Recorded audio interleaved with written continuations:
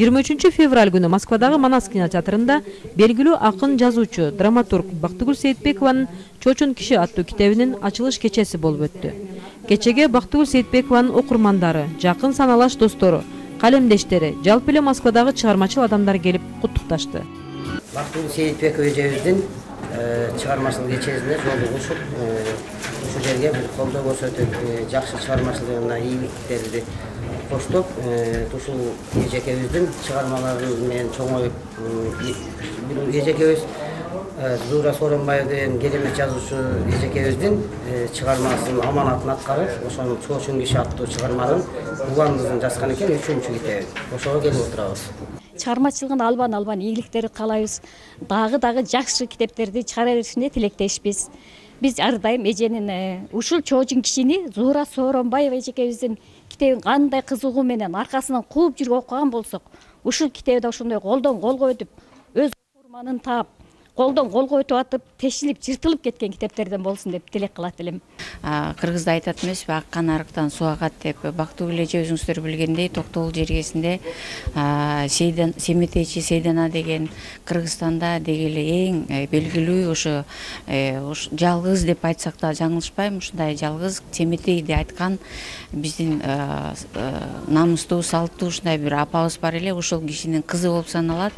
Жогоруда айткандай, ошо аккан арыктан суу акты дегендей, ушу эженин чыгармачылыгы, эженин жазган чыгармалары жалпы эле азыр кыргыз адабиятында бир жакшы бир орунду ээлеп, олуттуу орунду ээлеп, мындай бир салмактуу чыгармалар менен окурмандардын арасында бир топ өзүнүн орду бар инсан деп ойлойм. Ошону менен катар эженин жазган ырларына, көпчүлүк ырларына ондурлар жаралып, ал ондурлар мына хит болуп, кыргыз музыкасында, кыргыз дегеле маданиятына ушунчалык сиңирип кетип атат да. Мүмкүнчүлүктөн пайдаланып, азыр учурдагы Бактыгүл эженин чыгармачылыгына дагы мындан аркы ийгиликтерди каалайбыз. Таланты ташкындай берсин, калеми курчуй берсин. Анан бүгүнкү жана жогоруда дагы айтып кетишти, бүгүнкү бет ачары болуп аткан роман «Чочун киши» деген романдын бет ачары дегеле бул чыгарманын келечеги кең болуп, окурмандардын арасында өзүнүн ордун таап, дегеле бул чыгарма өзүбүздөн айткандай бир символикалуу болуп атат. Анткени бул чыгарма өзүңүздөр билгендей, бизде белгилүү акын, жазуучу эжекебиз Зура Соронбаеванын китебинин уландысы катары кетип атат. Ушул киши аманат катары калтырып кеткен экен. Бул биздин эжекебиз ошону улантып атат да. Мунун бир жолу, бир өзүнчө символикалуу, кыргыз окурмандардын арасынан жакшы бир өзүнүн чыйырын таап, жолун таап, ордун таап кетет деген ишенимдемин. Жалпы ушундай Москвадагы чыгармачыл инсандарга, баарыбыздарга рахмат, ийгилик, чыгармачылыктар өркүндөй берсин. Нур төгүлүп турган айдай жүзүнөн, жөнөкөй, оор басырык бир мүнөздүү, чынчылдыкка баарыбызды үйрөткөн бир эжем бар, жанга жакын күйүмдүү.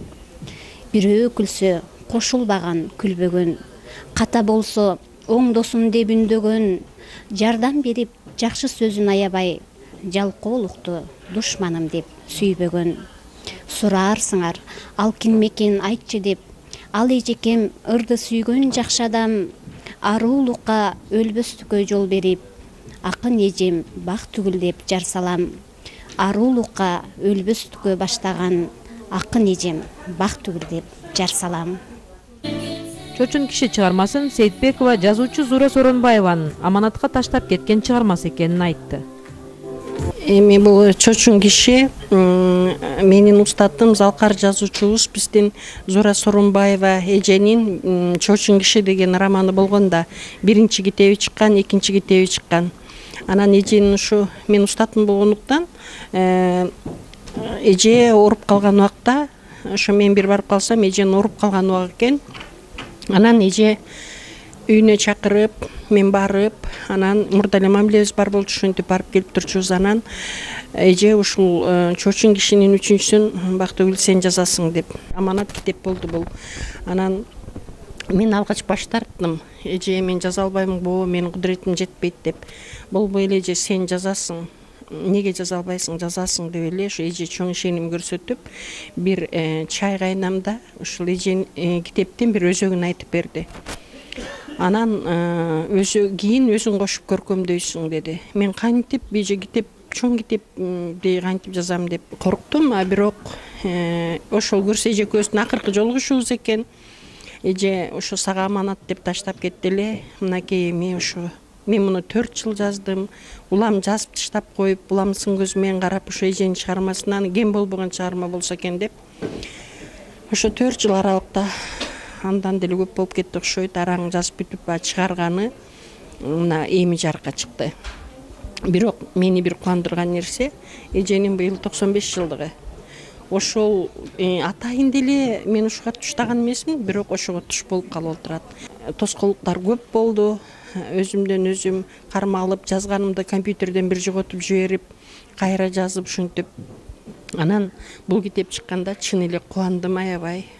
Мурунку китептеримде мындай сезимдер болчу эмес, же ошо аманатты аткаргангабы? Ушундай китептин тарыхы. Анан мен бала кезден сүйгөн жазуучум болчу Зор эже.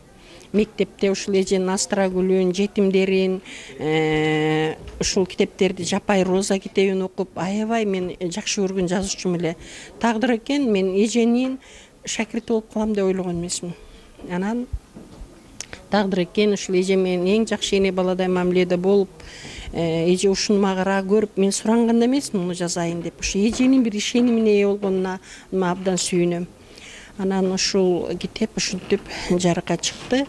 Эже өзүнүн сүйүүсүн ошо мага атайын ишенип жаздырды. Ал мурунку Абир соту деген китебимде чыккан. Чочун киши чыгармасы улуу муундун сүйүп окуган романдарынын бири. Бул китеп романдын уландысы 3-чү китеби болуп саналат. Албетте туура айтасыз. Чочун киши романы сапаты жагынан жакшы жасалган. Катуу мукабалуу 395 беттен турган көлөмдүү китептердин катарын толуктайт. Азырынча окурмандарга 1000 дана нуска менен Бишкек шаарында бастырылып чыгарылды.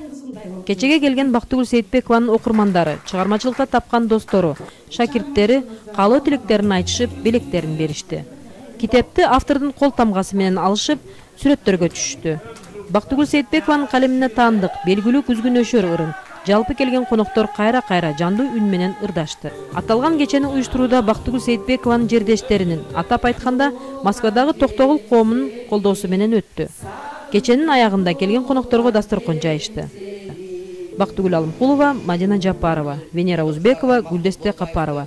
Москва шаары, Супара каналы.